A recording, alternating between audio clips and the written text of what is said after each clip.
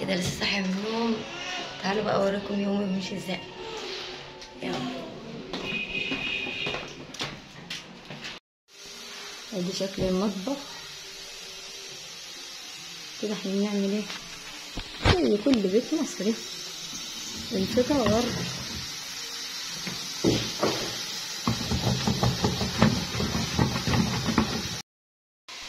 قولوا لي بقى ايه رايكم في العبايه الجديده. استنى، شايفين الكم تحفه. او بالنسبه لي انا تحفه. بصوا انا للاسف مش عارفه اصورها، بس هحاول اظبط لكم شايفين الكم ولا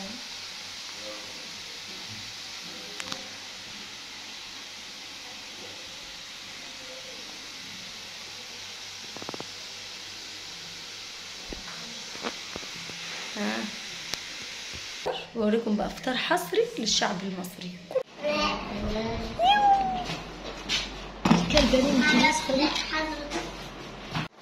شكله يفتح النفس على الطعمية. لو انت حتى فيها تعمليها المقطع. بحاول بس بحاول على قد ما اقدر.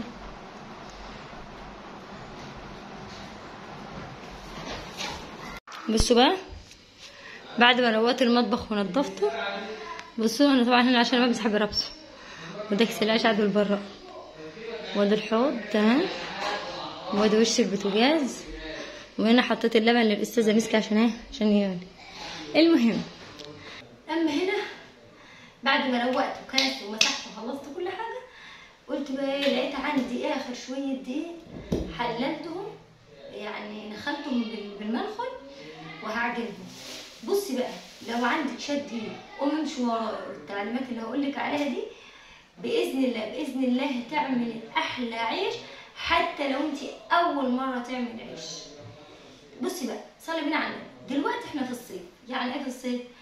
اول حاجه في الصيف العجين ما تعملهوش ايه، ما تعملهوش طري، لا لازم تنقصيه نزل شويه، يعني نقصيه شويه ميه وانت بتعجنيه، علشان لما هيجي يخلط العجينه مع الحراره تحسيها بتسيح شويه. انما لو كنا في الشتاء كنا هنسخن ميه وهنزود كمان في العجين ميه، علشان في الشتاء العجينه بتشد شويه. احنا بما اننا في الصيف دي ميه من الحنفيه مش اي حاجه، ودي شويه خميره على ميه على معلقتين سكر، خميره وميه ومعلقتين سكر، خميره بيره يا جماعه. لو الدنيا أزمت خالص وما عندكيش خميره بيره خليكي في الخميره الفوريه تمام. اول حاجه نقوم بس اجيب شويه ملح الاول عشان كنت هنسى، حوالي معلقه ملح بس، تخلي اللقمه عليها طعم حلو. انا هبدا بالخميره عشان زي ما قلت لكم ان هنقص ايه، هنقص بسم الله الرحمن الرحيم، هنقص العجين نزل. دي ميه من الحنفيه ما فيهاش اي افتكاسات، هي الدقيق والميه والخميره وحبه سكر مع الخميره البيره عشان تفعلها وتنشطها، وشويه ملح بقلب العجينه تمام.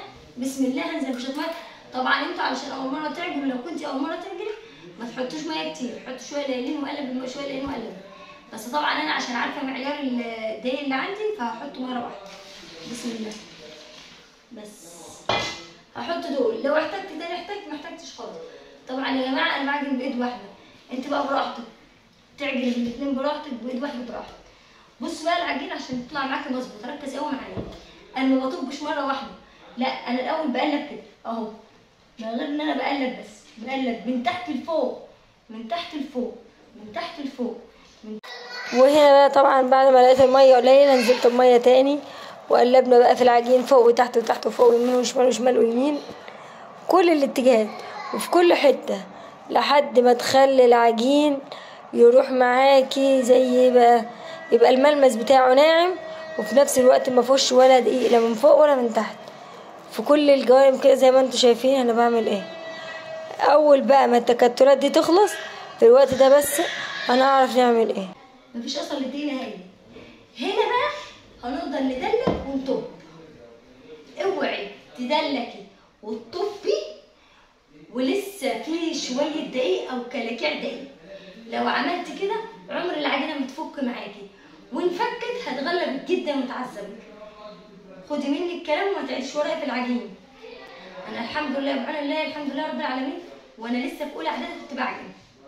فكل عيوب العجين او الاخطاء اللي احنا بنقع فيها انا هقول لك على حاجه. هنا بقى بما ان في الصيف زي ما قلت لكم مش هتطلبوا ميه كتير، حاجه بسيطه بحاجه بسيطه اهو، بس عشان ندلك ونطب بس.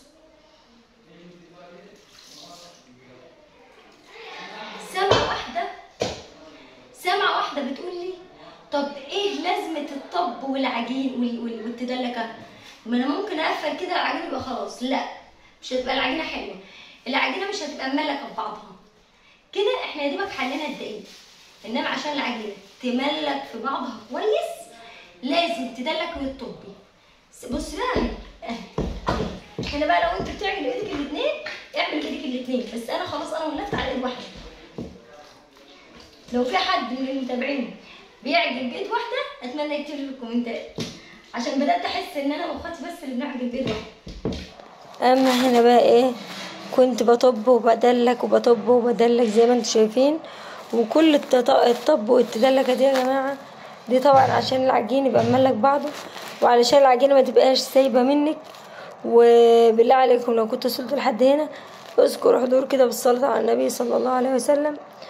وهنا بقى طبعا ايه الطب بقى يا جماعه، شايفين بقى او تاخدوا جزء من العجين كده على ايديكي. اول ما تطلع البلالين دي كده عجينتك كده 100 100 تسلم ايديك. بصي بقى لحد ما انت شفت البلالين كده وهي طالعه كده تقولي امين على الايه، على العجين. اوعي تحطي في ميه تاني. وكده يا جماعه العشاء العجينه اختمر بسم الله ما شاء الله. انا كنت خابزه الساعه 5 دلوقتي الساعه 6 وربع، يعني هي ساعه وربع بالظبط. والعيش كان طلع طبعا ليه؟ لان انا دلكت فيه شويه كتار، وكل ما بتدلك فيه كل ما بتاخدي عيش حلو. تعالوا بقى نفرش الرده ونقطع واوريكم هتقطع ازاي. هنا بقى العيش اختمر، تعالوا بقى نشوف ازاي نقطعه وازاي نخليه مدور. اول حاجه لازم تبقى مخليه الرده مسويه، لازم الرده اللي انت حاطه عليها العيش تبقى مسويه، مش طالعه ونازله كده عشان ما تاخدش معاك الرغيف وتاخد الدسم. هنا دشت ميه، كنا زمان بنقرص بالعيش لما كنا زمان بنقرص بالزيت لما كان الزيت رخيص يعني. طبعا ايه مغسوله من غير تشوح بقى ومن غير ما العجين يبقى مغطى كده، دي عشان العجينه مظبوطه من الاخر. ممكن نكبرها شويه كمان. ايدي دي فيها ميه اهي اهي، تلف العجينه دي بتلف اهي، شوفوا اهو تلف تلف تلف تلف تلف تلف، شايفين؟ طلع معاكي زي القرص اهو مدور كده اهو كده اهو الحته دي على الوش.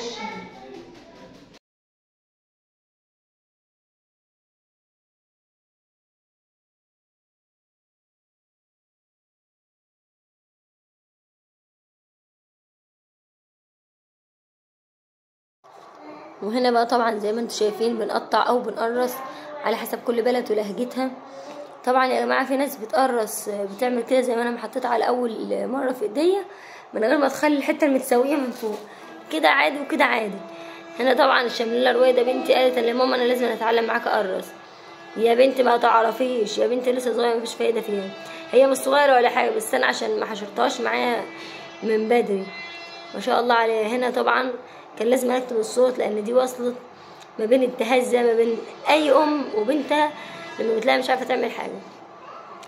المهم حاولت مرارا وتكرارا طول العجين، وفي الاخر محاولاتنا بقت بالفشل وعملت قرص، يعني خلينا اقول قد قرص الطعميه يا دوبك اللي عرفت تعمله يعني.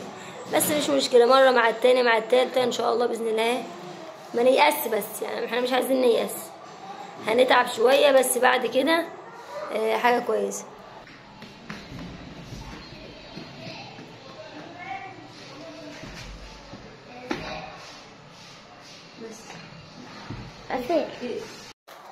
وهنا بقى طبعا كنا بدأنا خبيز. طبعا يا جماعه الفرن النار بتاعه الخبيز ما تكونش هاديه، لازم بتكون عاليه، بس لازم تسخن الفرن الاول علشان العيش بتاعك يقب وينفخ كده ويبقى حلو. زي ما انتم شايفين طبعا الفترة اللي انا كنت بقوم فيها دي، انا بدخل القط العيش على على المطرحة. كنت طبعا بزعق مع العيال بقول لهم ما انتوا لو منبورين كده كنتوا عملتوا بدالي، كنتوا على الاقل لقطولي ولا حاجة. بس يلا الحمد لله ربكم بيسهل كده بقى. زي ما انتم شايفين العيش، الناس اللي هتقولي العيش فاتح، انا بحب اعمل فاتح كده، ما بحبش اخليه غامق، لان فاتح كده بيبقى رايق وشكله حلو. زي ما انتم شايفين بسم الله ما شاء الله. هنا البنات قلت لهم بقى بسرعه بقى حطوا لي الفرشه، علشان العيش اللي هطلع على الفرشه، ما تطلعوش على صينيه لان بيعرق وبيبوظ منك العيش، لازم يطلع على فرطه. وزي ما انتم شايفين كده العيش بسم الله ما شاء الله الله اكبر، العجينه بتاعته مظبوطه، فلذلك ما خدش معايا وقت في الردحه ولا اي حاجه. هنا بقى الاستاذه رويده قالت لك بقى ماليش مصلحه، الشويه اللي ماما تقوم فيهم اعمل انا فيها شبلوله يعني، وتقعد قدام الفرن. ما شاء الله عليها كانت بتقعد قدام الفرن، والعيش كان ممكن يتحرق قدام عادي خالص. ما علينا. طبعا زي ما انتم شايفين الرديح او الرح مش حاجه صعبه، طول ما العجينه مظبوطه. العجينه مظبوطه الرغيف هيتردح معاكي بسرعه وبسهوله. لو العجينه سايحه العيش ممكن يلزق معاكي في المطرحه ويبقى سايح ونايح كده وشكله مش حلو. كده خلصنا خبيز، هتعشى بقى كده كفايه قوي. شايفين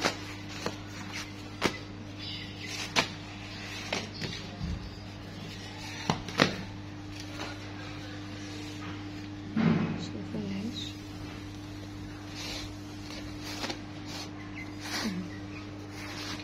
بس المحروق ده مش محروق ولا حاجه، ده حلو. انا قصدي انا على المحروق، انا قصدي اللي هو زي ده. هو كله حلو ما شاء الله. انا عند الوالده هحاول كده في النص، يا رويده كده في النص، عايز كده مش في النص ولا تقولي اللي عايزه. هحاول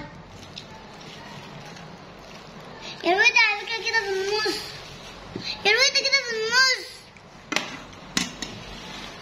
بس. هاتوا طبق تاني، هاتوا طبق تاني. ودي هنكون ده بقى نحط فيه شويه